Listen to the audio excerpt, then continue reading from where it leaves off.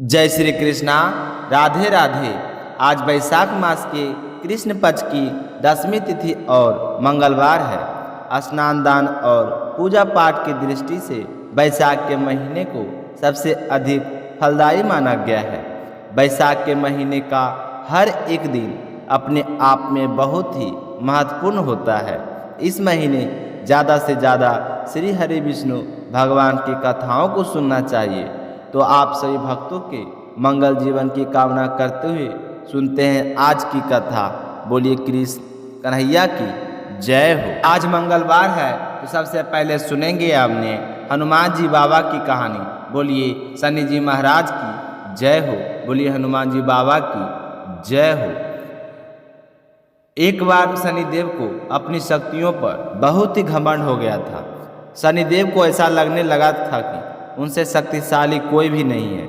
उनकी दृष्टि मात्र से ही पृथ्वी के जीवन में उथल पुथल शुरू हो जाती है। तो शनिदेव इसी मन में चूर होकर एक ऐसे स्थान पर पहुंच गए जहां हनुमान जी बाबा अपने प्रभु श्री राम की पूजा में लीन थे।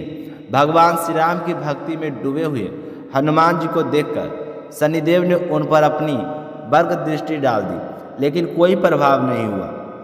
तो इससे क्रोधित होकर शनिदेव ने हनुमान जी को ललकारते हुए कहा कि हे बानर, देख तेरे सामने कौन आया है। तो हनुमान जी ने शनिदेव की ओर ध्यान नहीं दिया और अपनी भक्ति करते रहे। शनिदेव ने सही प्रयास कर लिए, लेकिन हनुमान जी पर कोई असर नहीं हुआ। तो शनिदेव का क्रोध 7वां आसमान में पहुंच गया। तनाव और गुस्से में आकर शनिदेव ने एक बार फिर प्रयास किया और कहा कि हे बानर, आंखें खोल। मैं शनिदेव तुम्हारी सुख शांति नष्ट करने के लिए आया हूँ। इस संसार में ऐसा कोई नहीं है जो मेरा सामना कर सके। शनिदेव को यह विश्वास था कि ऐसा करने से हनुमान जी भयभीत हो जाएंगे और बार बार क्षमा मांगेंगे, लेकिन ऐसा कुछ हुआ नहीं। बहुत प्रयास करने पर भी हनुमान जी ने बहुत ही सरल स्वभाव से पूछा कि महाराज आप कौन हैं। तो इस बात को सुनकर शनिदेव को और भी ज़्यादा गुस्सा आ गया। तो शनिदेव हनुमान जी से कहने लगे कि मैं अभी और इसी समय तुम्हारी राशि में प्रवेश करने जा रहा हूँ। तुम समझ में आ जाएगा कि मैं कौन हूँ। तो यह सुनकर हनुमान जी ने शनिदेव से कहा कि आप कहीं और जाएं और मुझे अपने प्रभु का स्मरण करने दें, बीच में इस तरह विघ्न ना डालें। तो शनिदेव को हनुमान जी की यह बात पसंद नहीं आई। उनका गुस्सा 7वें आसमान पर चढ़ गया। जैसे ही हनुमान जी ध्यान लगाने ही वाले थे तो शनिदेव ने उनकी एक भुजा पकड़ ली और अपनी तरफ खींचने लगे। हनुमान जी को लगा जैसे उनकी भुजा को किसी ने दहकती अंगारों पर रख दिया हो। उन्होंने तुरंत एक झटके से अपनी भुजा शनिदेव की पकड़ से छुड़ा ली। इसके बाद शनिदेव ने विकराल रूप धारण करके उनकी दूसरी बाह पकड़ने की कोशिश की। तो हनुमान जी को लगा हल्का सा क्रोध आया और उन्होंने अपनी पूंछ में शनिदेव को लपेट लिए। फिर भी शनिदेव का अहंकार और क्रोध कम नहीं हुआ और गुस्से में हनुमान जी से कहा कि तुम्हारे प्रिय श्री राम भी मेरा कुछ नहीं बिगाड़ सकते हैं। तो इस बात पर हनुमान जी को अत्यंत क्रोध आ गया और उन्होंने अपनी पूंछ में लपेटे हुए शनिदेव को कभी पहाड़ों पर कभी वृक्षों पर खूब उठाया और पटका। इससे शनिदेव की हालत खराब हो गई। तो शनिदेव जोर जोर से दूसरे से मदद मांगने लगे, कहने लगे कि कोई मेरी मदद करो, रक्षा करो, इस बानर से मुझे बचाओ। लेकिन कोई देवता मदद के लिए आगे नहीं आया।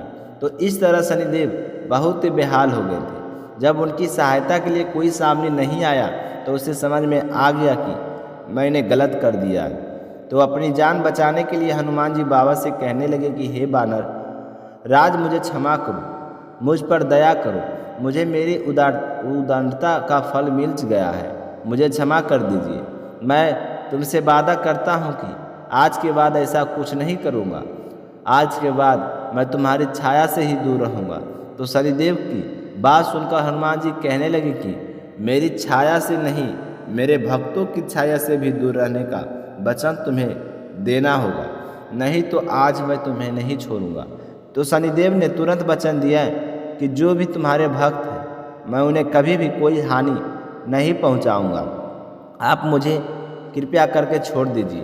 तो शनिदेव के इस तरह गिड़गिड़ाने पर हनुमान जी बाबा ने शनिदेव को छोड़ दिए। इसलिए कहा जाता है कि शनिदेव हनुमान जी के भक्तों को कभी भी परेशान नहीं करते। जिसे भी शनि दोष का सामना करना पड़ रहा है उसे हनुमान जी बाबा का आराधना करनी चाहिए। बोलिए हनुमान जी बाबा की जय हो। अब सुनिए आज का अध्याय। ऋषियों ने कहा, हे सूत जी, पृथ्वी के साथ भगवान 12 जब वृषभाचल पर चले गए तब वहाँ उन्होंने पृथ्वी से क्या महानते थे वह सब प्रसंग हम सुनना चाहते हैं। तो श्री सूत जी बोले कि मुनियों, आप सब लोग पूर्व काल की पुण्यमय कथा सुनिए। पहले व्यवस्थक मानवांतर के परम पवित्र सतयुग में 12 रूपधारी पृथ्वीपति देवेश्वर भगवान विष्णु नारायण गिरी पर निवास करते थे। उस समय पृथ्वी देवी अपनी सखियों के साथ उनकी सेवा में उपस्थित हुई और उनके चरणों में प्रणाम करके उन्होंने भगवान के सामने यह प्रश्न किया कि हे देवेश, आप किस मंत्र का आराधना करने पर प्रसन्न हो गए जो मंत्र आपको सदा ही प्रिय है और नियम पूर्वक रहने वाले मनुष्यों को आपके परधाम की प्राप्ति करा देता है? कृपया उसका उपदेश मुझे दीजिए। भूदेवी के इस प्रकार प्रश्न करने पर भगवान 12 ने प्रेम से मुस्कुराते हुए कहा कि देवी सुनो, यह परम गोपनीय मंत्र है। इसे कभी भी अनाधिकारी के सामने नहीं बताना चाहिए। जो सेवा करने वाला भक्त तथा मन और इंद्रियों को वश में रखने वाले केवल उसी को इस मंत्र का उपदेश करना चाहिए। यह मंत्र इस प्रकार है, ओम नमः श्री बरहाय धरन युद्ध धरनाय स्वाहा। विमुच पुरुषों को इस मंत्र का सदैव ही जाप करना चाहिए। भूदेवी यह मंत्र सभी सिद्धियों को देने वाला है। इस मंत्र के सकर्षण ऋषि हैं और मैं ही देवता कहा गया हूँ। इसका छंद पंक्ति और श्री बीज और सद्गुरु को इस मंत्र की दीक्षा लेकर 4 लाख जाप करना चाहिए और घी तथा शहद मिलाए हुए खीर से हवन करना चाहिए। अब अपने स्वरूप का ध्यान बतला रहा हूँ जो अंतकरण को शुद्ध करने वाला है। हे समुद्र वसने में मेरे अंगों की कांत शुद्ध अस्पाटिक गिरी के समान श्वेत में खिले हुए लाल कमल दलों के समान सुंदर नेत्र है। 12 के समान मुख और स्वरूप समय है। 4 भुजाएं हैं। मस्तक पर किरीट शोभा पाता है। वक्ष स्थल में श्री बत्सल का चिन्ह है। हाथों में चक्र, शंख, अभयदायिनी मुद्रा और कमल सुशोभित है। मेरी बाई जांघ पर तुम बैठी हो। मैंने लाल पीले वस्त्र पहनकर लाल रंग के ही आभूषणों से अपने आप को विभूषित किया हुआ। श्री कच्छ के पृष्ठ के मध्य भाग में शेषनाग की मूर्ति है। उसके ऊपर सहस्त्र दल कमल का आसन है और उस पर मैं विराजमान हूँ। इस प्रकार ध्यान करके जो भी मनुष्य सदा अष्टोच्चर संत मंत्र का जाप करता है वह संपूर्ण कामनाओं को पाता है और अंत में निश्चय ही मोक्ष की प्राप्ति कर लेता है। यह सुनकर पृथ्वी देवी ने फिर से प्रश्न किया कि हे देव, पूर्व काल में किसने इस मंत्र के अनुष्ठान किया और उस किस फल की प्राप्ति हुई? तब भगवान 12 कहने लगे कि देखो देवी, पहले कृत्युग में धर्म नामक महात्मा मनु ने ब्रह्मा जी से इस मंत्र को प्राप्त किया और इसी पर्वत पर उसका जाप करके मेरा प्रत्यक्ष दर्शन पाया। फिर मुझसे अभीष्ट वरदान प्राप्त करके वे मेरे पद को ही प्राप्त हो गए। पूर्व काल में इंद्र दुर्वासा के साप से स्वर्ग भ्रष्ट हो गए थे। उस समय इसी मंत्र से ही यही मेरी प्रार्थना करके उन्होंने पुनः स्वर्गराज प्राप्त कर लिया। भूदेवी अन्य मुनियों ने भी इस मंत्र का जाप करके परम गति को प्राप्त की है। सर्व के स्वामी अनंत ने कश्यप जी से इस मंत्र को पाकर श्वेत द्वीप का इसका जाप किया और उसी से अद्भुत शक्ति पाकर वे श्री पृथ्वी को धारण करने में समर्थ हुए। इसलिए पृथ्वी की अभिलाषा रखने वाले मनुष्य को इस लोक में सदा ही इस मंत्र का जाप करना चाहिए। भगवान 12 कहते हैं कि महादेवी पृथ्वी, मैं तुम्हें एक पवित्र इतिहास सुनाता हूँ, सुनो। व्यवस्थ मनवंतर अधिक सतयुग में वायु देवता का बड़ा भारी तप देखकर लक्ष्मी निवास भगवान श्री विष्णु, श्री देवी और भूदेवी के साथ स्वामी पुष्करणी के तट पर आए।